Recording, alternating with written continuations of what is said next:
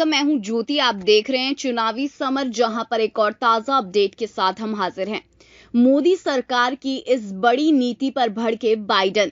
America में Biden की जीत से इतना तो लगभग तय हो गया था कि आने वाले समय में मोदी सरकार को कई मुद्दों पर कड़ी चुनौतियों का सामना करना पड़ सकता है।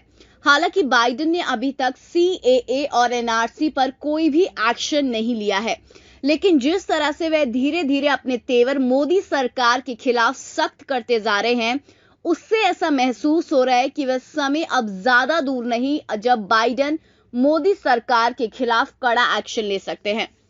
वैसे आज की चर्चा का विषय यह है कि मोदी सरकार के मेक इन इंडिया कैंपेन और व्यापार नीतियों को लेकर बाइडन प्रशासन ने अपनी चिंता जाहिर की है।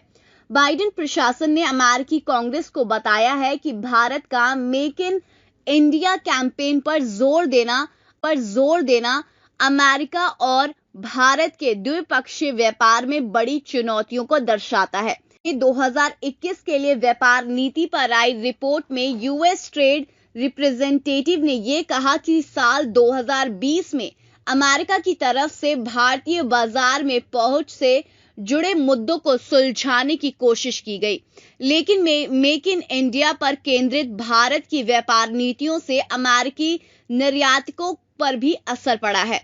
USTR ने US कांग्रेस को सौंपी अपनी रिपोर्ट में यह कहा कि भारत अपने बड़े बाजार और आर्थिक विकास के तमाम मौकों की वजह से अमेरिकी निर्यातकों के लिए जरूरी बाजार बन गया है, लेकिन जिस तरह से भारत में व्यापार को सीमित करने वाली नीतियां अमल में आ रही हैं, उससे दोनों देशों के व्यापारिक संबंध कमजोर होंगे।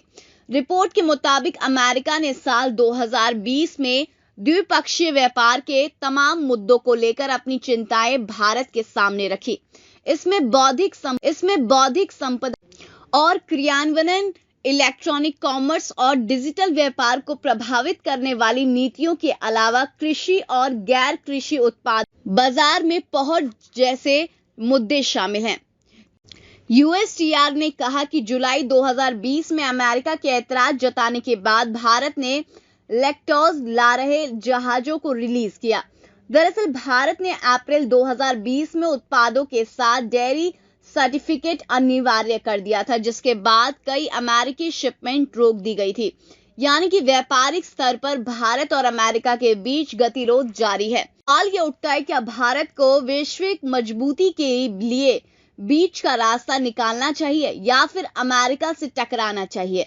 वैसे भी इस वक्त चीन और अमेरिका के बीच दूरी बढ़ गई है। ऐसे में जानकारों का यही मानना है कि मोदी सरकार को इस वक्त बाइडन के साथ मिलकर भारत को विकसित राष्ट्र बनाने की ओर अग्रसर होना चाहिए।